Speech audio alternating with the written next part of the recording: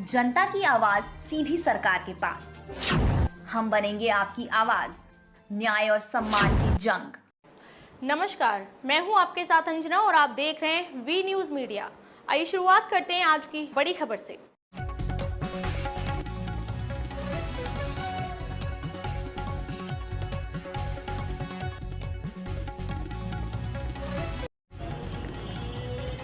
गृह मंत्री को आज नहीं तो कल इस्तीफा देना ही पड़ेगा। बाबा साहब का अपमान देश नहीं सहेगा, इमरान लतीफ। देश भाजपा का भ्रष्टाचार और तानाशाही तो बर्दाश्त कर सकता है, लेकिन बाबा साहब का अपमान नहीं।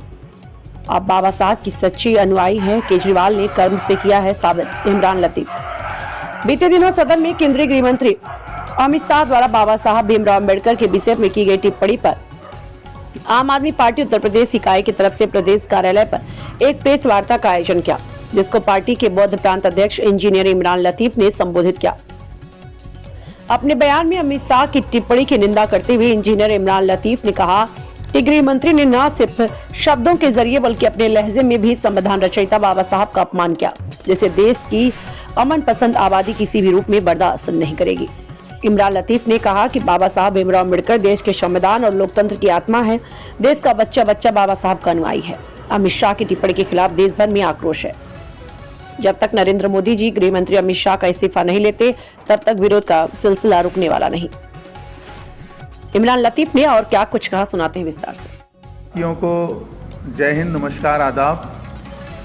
दरअसल आज आम आदमी पार्टी उत्तर प्रदेश की तरफ से ये जो महत्वपूर्ण प्रेस कॉन्फ्रेंस का आयोजन किया गया है, वो बीते दिनों सदन के अंदर देश के गृह मंत्री अमित शाह जी के द्वारा बाबा साहब भीमराव अंबेडकर जी के ऊपर जिस तरह की टिप्पणी की गई और जिस तरह से अपमान किया गया उनका, जिस तरह से मजाक उड़ाया गया उनका, उस पूरे प्रकरण को लेकर है, उस पूरे मसले को लेकर है। दरअसल चाहे बात भारतीय जनता पार्टी की करें और चाहे उनके मातृ संगठन आरएसएस की करें, दोनों ही संगठन और उससे जुड़े हुए लोग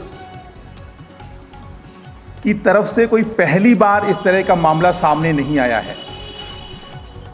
बाबा साहब भीमराव अंबेडकर जी का विरोध उनके जीवन काल के समय में आरएसएस के द्वारा निरंतर किया गया।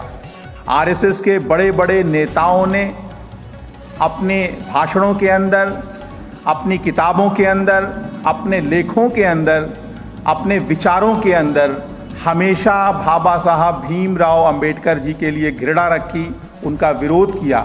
हद तो ये है कि 11 दिसंबर 1949 को आरएसएस की तरफ से बाबा साहब भीमराव अंबेडकर जी के संविधान का विरोध करते करते उनका पुतला भी फूंका गया। इस देश ने आज़ादी के दरमियान ये समय भी देखा है कि बाबा साहब भीमराव अंबेडकर जी जो इस देश के अंदर लोकतंत्र में आस्था रखने वाले लोगों के लिए, इस देश के संविधान में आस्था रखने वाले लोगों के लिए भगवान से कम नहीं हैं। उनके जिंदा रहते आरएसएस के द्वारा जो भारतीय जनता पार्टी का मातृ संगठन है, जिसकी कोख से भारतीय जनता पार्टी जन्मी है, उस आरएसएस ने बाबा साहब भीमराव अंबेडकर जी के जीवन काल में ही उनकी शव यात्रा निकालने का काम किया था। तो दरअसल ये जो अमित शाह जी का बयान आया है, ये दिल की बात जुबान पर आई है। जहां एक तरफ पूरे देश के लिए बाबा साहब जरूरी हैं, वहीं भारतीय जनता पार्टी के लिए, नरेंद्र मोदी जी के लिए बाबा साहब एक मजबूरी थे। ये पूरा जो सच्चाई है, ये अमित शाह जी के बयान से जाहिर होती है।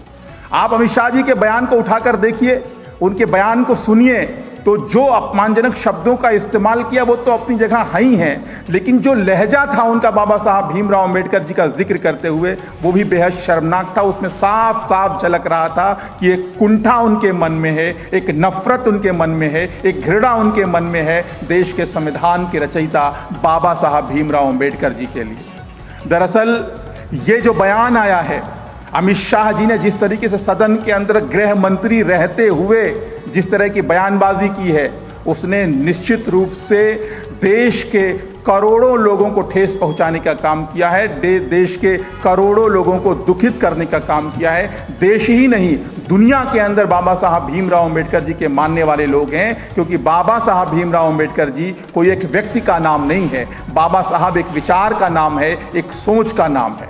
तो दरअसल जो बाबा साहब की सोच है उससे आरएसएस को भी तकलीफ रही है, उससे भारतीय जनता पार्टी को भी तकलीफ रही है, और यही कारण है कि पहले आरएसएस उनका विरोध करता था और अब भारतीय जनता पार्टी दबे मन से ही सही, लेकिन भारतीय जनता पार्टी ने लगातार बाबा साहब भीमराव अंबेडकर जी के विचारों का, उनकी सोच का विरोध किया है।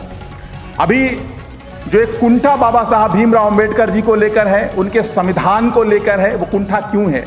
हमने देखा कि जब 2024 का लोकसभा चुनाव हो रहा था तो इसी देश के अंदर संविधान मुद्दा बना था। भारतीय जनता पार्टी के सांसदों ने बयान दिए थे कि संविधान बदलने का समय है, संविधान बदलने के लिए 400 से ज़्यादा सीटें चाहिए।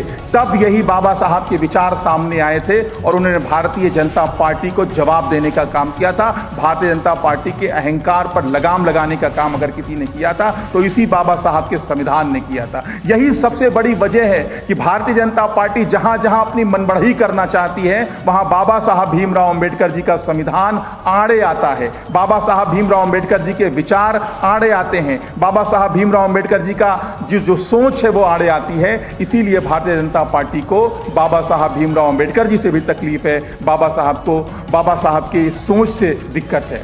भारतीय जनता पार्टी ने जिस तरह का माहौल बनाने की कोशिश की थी लोकसभा चुनावों के अंदर, 400 पार 400 पार 400 पार का नारा दे रही थी भारतीय जनता पार्टी, उसके पीछे मकसद था कि संविधान को बदला जाए और जो आरक्षण की व्यवस्था है दलितों के लिए, वंचितों के लिए, अल्पसंख्यकों के लिए, अति पिछड़ों के लिए, उस आरक्षण पर डाका भारतीय जनता पार्टी डाले। लेकिन उस मंशा पर भी बाबा साहब भीमराव अंबेडकर जी के संविधान ने पानी फेरने का काम किया था। तो आज जो भी स्टेटमेंट अमित शाह जी की तरफ से आया है वो तो निराश करने वाला है, दुख पहुंचाने वाला है, लेकिन उससे ज्यादा दुख देने वाली बात यह है, उससे ज्यादा तकलीफ देने वाली बात यह है कि इतना सब कुछ हो जाने के बाद भी आज लोग सड़कों पर हैं, जो बाबा साहब के मानने वाले लोग हैं, जो बाबा साहब के अनुयायी हैं, वो चाहे किसी भी जात समूह से आते हों, किसी भी धर्म समूह से आते हैं, वो जो लोग बाबा साहब को मानने वाले लोग हैं, बाबा साहब के मानने वाले लोगों को किसी एक जात समूह के साथ जोड़कर नहीं देखा जाना चाहिए, क्योंकि बाबा साहब का मानने वाला वही है जो लोकतंत्र में विश्वास रखता है, जो लोकतंत्र की मजबूती के लिए काम करता है, जो संविधान पर अमल करके काम करता है, वही बाबा साहब का सच्चा अनुयायी है। और इस देश के जो करोड़ों आबादी है उसकी अधिकांश संख्या ऐसी है जो बाबा साहब भीमराव अंबेडकर जी की सच्ची अनुयायी है, वो चाहे किसी भी धर्म को मानने वाले लोग हों, किसी भी जात समूह से ताल्लुक रखने वाले लोग हों। तो जो बाबा साहब के विचार हैं उसकी दुश्मनी भारतीय जनता पार्टी से लगातार रही है। आज वही मामला सामने आया है। अगर आज इस देश के अंदर कोई पार्टी ऐसी है जो बाबा साहब भीमराव अंबेडकर जी के विचारों पर काम कर रही है तो वो पार्टी आम आदमी पार्टी है। ये बात हम सीना ठोक के कह सकते हैं, पूरे गर्व के साथ कह सकते हैं, क्योंकि बाबा साहब भीमराव अंबेडकर जी ने कहा था कि शिक्षा उस शेरनी का दूध है कि जो पिएगा वही दहाड़ेगा। शिक्षा के क्षेत्र में अगर सबसे बेहतरीन काम किसी ने करने का काम किया है तो आम आदमी पार्टी ने दिल्ली के अंदर किया है, पंजाब के अंदर किया है। हमने सरकारी शिक्षा व्यवस्था में क्रांति लाने का काम किया है। जिन सरकारी विद्यालयों के अंदर कल तक जाले लगे रहते थे, जो चाकूमारों का अड्डा हुआ करते थे, स्मैकियों का अड्डा हुआ करते थे, उन सरकारी स्कूलों से आज बच्चे पढ़कर निकल रहे हैं। कोई आईआईटी में सिलेक्ट हो रहा है, कोई पीएमटी में सिलेक्ट हो रहा है, कोई अच्छी अच्छी प्रतियोगी परीक्षाओं को उत्तीर्ण कर रहा है, उन्हीं सरकारी विद्यालयों में पढ़ के। ये काम आम आदमी पार्टी की सरकार ने दिल्ली के अंदर किया है। वहीं दूसरी तरफ जो भाजपा शासित राज्य है वहां का आप मामला उठाकर देखेंगे तो 27,000 सरकारी स्कूलों को अभी बंद किया है उत्तर प्रदेश की योगी सरकार ने। इससे पहले 23,000 सरकारी स्कूलों को योगी सरकार ने बंद किया था। तो जहां एक तरफ भाजपा शासित राज्य जो हैं वो सरकारी स्कूलों को बंद करने का काम कर रहे हैं, वहीं आम आदमी पार्टी की सरकार दिल्ली के अंदर चल रही है। उसने ऐसे सरकारी स्कूल बनाए हैं कि पिछले कुछ सालों में 4 लाख से ज्यादा छात्रों ने प्राइवेट स्कूलों से अपना नाम कटवाकर दिल्ली के सरकारी स्कूलों में अपना दाखिला कराया है। तो ये है बाबा साहब भीमराव अंबेडकर जी की सोच पर अमल करते हुए काम करना। आम आदमी पार्टी ने जय भीम योजना के तहत दलित समुदाय के बच्चों को फ्री में स्कॉलरशिप देने का काम किया, फ्री में कोचिंग कराने का काम किया, जिससे आज देख रहे हैं कि बहुत सारे बच्चों को प्रतियोगी परीक्षाओं में सफलताएं मिली हैं। अभी जो नई योजना हम लेकर आए हैं, आम आदमी पार्टी की सरकार दिल्ली के अंदर इस बार दलित बच्चों को विदेशों में पढ़ने के लिए स्कॉलरशिप देगी। ये एक बहुत बड़ा क्रांतिकारी कदम आम आदमी पार्टी की तरफ से उठाया गया है। कुल मिलाकर चाहे स्वास्थ्य के क्षेत्र में अगर सरकारी व्यवस्था को ठीक किया गया है, शिक्षा के क्षेत्र में अगर शिक्षा के क्षेत्र में अगर व्यवस्थाओं को ठीक किया गया है, तो इसका सबसे पहला लाभ उस समुदाय को मिलेगा, उस वर्ग को मिलेगा जिसकी उन्नति का सपना, जिसके उत्थान का सपना बाबा साहब भीमराव अंबेडकर जी ने देखा था। जो वंचित तबका है, जो शोषित तबका है, जो पीड़ित तबका है, जो कमजोर तबका है, वही सरकारी व्यवस्थाओं पे सबसे ज्यादा आश्रित होता है और उसी की मजबूती के लिए आम आदमी पार्टी ने दिल्ली के अंदर सबसे ज्यादा काम करके दिखाया है। तो कुल मिलाकर बाबा साहब भीमराव अंबेडकर जी का जो अपमान अमित शाह जी के द्वारा किया गया है, आम आदमी पार्टी इसका पुरजोर विरोध कर रही है और लगातार करती रहेगी। आम आदमी पार्टी देश भर के अंदर अपने कार्यकर्ताओं के माध्यम से लगातार भारतीय जनता पार्टी की इस सच्चाई को उजागर करने का काम कर रही है, बाबा साहब के विचारों को आम जन तक पहुंचाने का काम कर रही है। और उत्तर प्रदेश के अंदर भी आम आदमी पार्टी के कार्यकर्ता लगातार इस बयान आया है अमित शाह जी का, जो उनकी घृणित सोच जो आई है बाबा साहब भीमराव अंबेडकर जी के लिए, उसके खिलाफ आम आदमी पार्टी निरंतर प्रदर्शन कर रही है। कल भी प्रदेश की राजधानी लखनऊ में ही आम आदमी पार्टी ने एक जोरदार प्रदर्शन किया है और उत्तर प्रदेश के अलग अलग जिलों के अंदर ये विरोध प्रदर्शनों का सिलसिला लगातार जारी रहेगा जब तक अमित शाह जी का इस्तीफा नहीं ले लिया जाता है, जब तक वो इस पूरे मामले को लेकर सार्वजनिक तौर पर माफी नहीं मांग लेते और इस्तीफा नहीं दे देते हैं, तब तक इस मामले को हम शांत नहीं होने देंगे। आम जनमानस के बीच की ये लड़ाई बनेगी, आम जनमानस इस लड़ाई में शामिल है, पूरे देश के अंदर इस बात को लेकर आक्रोश है। देश सब कुछ बर्दाश्त कर सकता है, देश के अमन पसंद लोग सब कुछ बर्दाश्त कर सकते हैं, लेकिन संविधान के रचयिता बाबा साहब भीमराव अंबेडकर जी का अपमान कतई बर्दाश्त नहीं कर सकते हैं।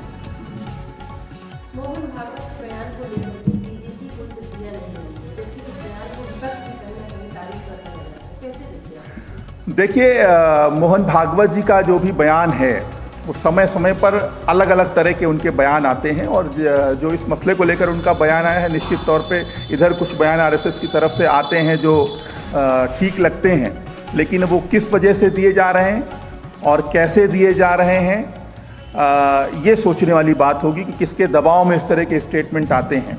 और जहाँ तक भारतीय जनता पार्टी का सवाल है, इस पूरे मामले में जब तक गृह मंत्री जी का इस्तीफा नहीं ले लिया जाता है, तब तक हम बिल्कुल नहीं मान सकते कि भारतीय जनता पार्टी को किसी प्रकार की शर्मिंदगी है, नरेंद्र मोदी जी को किसी प्रकार का दुख हुआ है, किसी प्रकार की तकलीफ हुई है।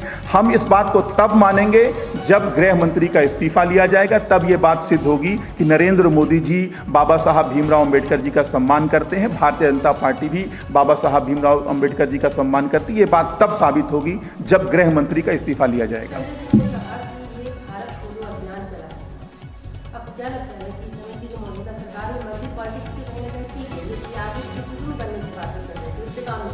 देखिए, दुनिया भर के जो तरक्की करने वाले देश हैं वो भविष्य की नीतियों पर काम करते हैं, भविष्य की रणनीतियों पर काम करते हैं, लेकिन दुर्भाग्य है भारत का इस समय की भारतीय जनता पार्टी की जो सरकार है वो 500 साल पीछे जा रही है, 400 साल पीछे जा रही है। ज़मीन के अंदर 500 साल पहले क्या था उसकी खुदाई हो रही है, उसमें समय खराब किया जाए। दरअसल भारतीय जनता पार्टी का सिंगल पॉइंट एजेंडा ये होता है कि उनको नफरत की राजनीति करना है, और नफरत की राजनीति जो करना है वो धर्म और मजहब की बुनियाद पर करना है।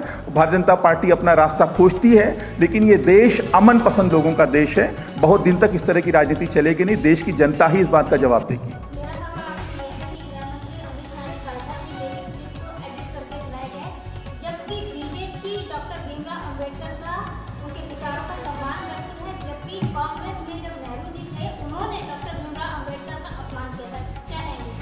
देखिए, अमित शाह जी ने बयान आज दिया है सदन के अंदर एक हफ्ते पहले, और हर मामले में कब तक ये नेहरू का नाम लेकर बचते रहेंगे, कब तक ये इंदिरा गांधी का नाम लेकर बचते रहेंगे। बयान आपने सदन के अंदर दिया है, आपने भी वो स्टेटमेंट देखा होगा, वो लहजा देखा होगा, उससे साफ पता चल रहा है कि मन में घृणा है, मन में कुंठा है, इस वजह से वो बात सिर्फ दिल की बात जुबान पर आई है।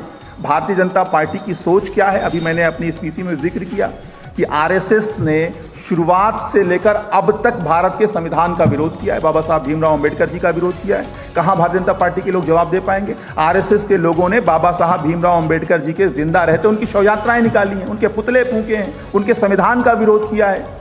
तो वो किस मुंह से कह सकते हैं कि भारतीय जनता पार्टी बाबा साहब भीमराव अम्बेडकर जी के साथ है? और दूसरी बात, दूर क्यों जा रही हैं? अभी जब 2024 का लोकसभा चुनाव हुआ है तो भारतीय जनता पार्टी के माननीय सांसदों ने यह बात कही है कि संविधान बदलना है, आरक्षण छीनना है। आरक्षण किसने दिया था? संविधान किसने बनाया था? तो बाबा साहब भीमराव अंबेडकर जी के संविधान से भाजपा को तकलीफ है। इसी वजह से जो बाबा साहब का जो सपना है समानता का, एकता का, उससे भारतीय जनता पार्टी को दिक्कत है। इसलिए उन्होंने कभी बाबा साहब को सम्मान नहीं किया। इमरान जी, एक सबसे बड़ी बात यह है कि जो भी आपने कहा राष्ट्रीय स्वयंसेवक संघ ने बाबा साहब के पुतले फूके, जहाँ तक मेरी जानकारी है, जितना मैंने इतिहास का अध्ययन किया, हो सकता है गलत भी हो, आप मुझे सही करिएगा, कि देश की आज़ादी के बाद 1948 में गांधी हत्याकांड हुआ था और उसके बाद फिर एक समय आया था जब यूपीए की सरकार थी। इसके अलावा कभी संघ का कार्यकर्ता रोडों पे नहीं आया, ना उसने पुतला दहन किया। तो फिर आपने कैसे कह दिया कभी संघ का कार्यकर्ता रोडों पे नहीं आया?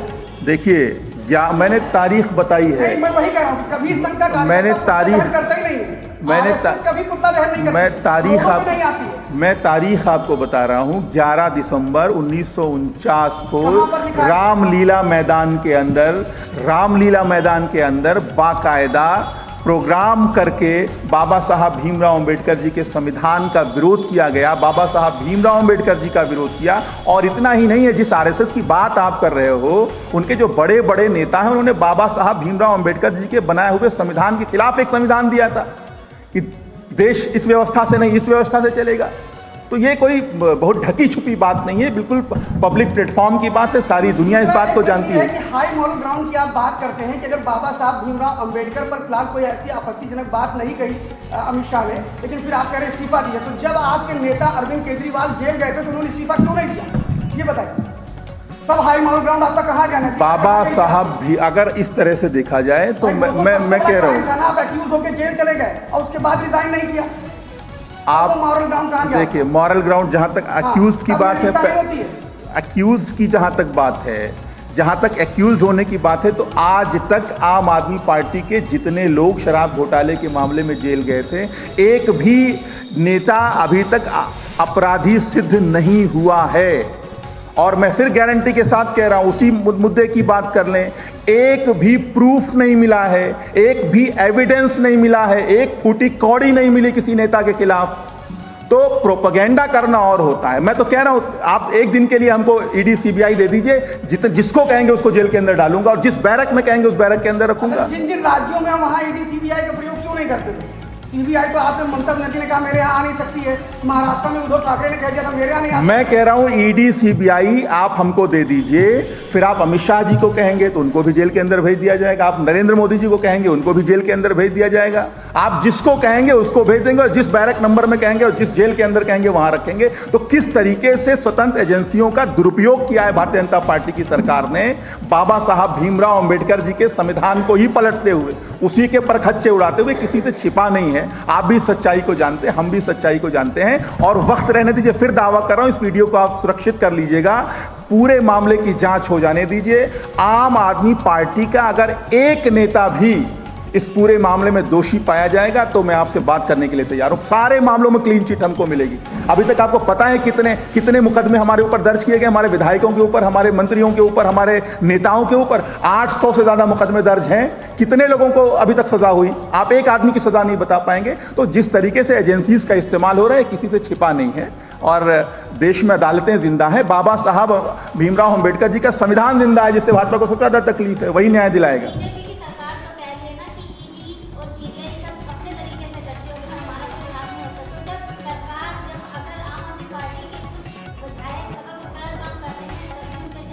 मैं कह रहा हूं गलत काम सिद्ध तो करो। 10 साल हो गए आम आदमी पार्टी को वजूद में आए हुए, 10 साल हो गए दिल्ली में सरकार बनाए हुए, कहीं 1 रुपए का घोटाला सिद्ध तो करो। आप 3-3 साल तक जेल के अंदर रखते हो।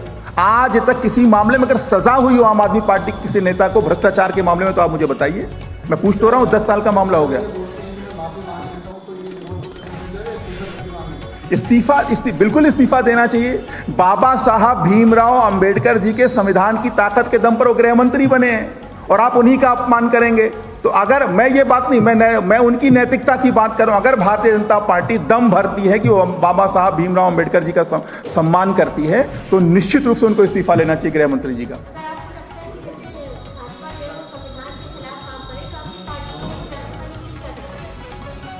एक बार फिर सवाल रिपीट कीजिए।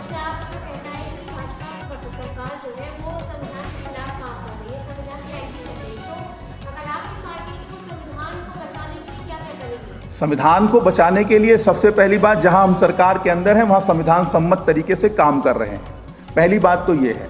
दूसरी जो सबसे बड़ी बात ये है कि जनता के बीच में जो भारतीय जनता पार्टी की काली सच्चाई है उसको ले जाने का काम हम लगातार कर रहे हैं, हर माध्यम से कर रहे हैं।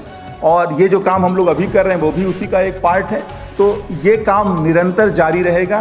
कुल मिलाकर बाबा साहब का अपमान, देश के संविधान का अपमान इस देश के लोग बर्दाश्त नहीं कर सकते और इस लड़ाई को हम निर्णायक दौर तक ले जाकर ही दम लेंगे। पहले पसीना पूछिए और उसके बाद पानी मंगाइए, हम 4 करेंगे पानी पीने।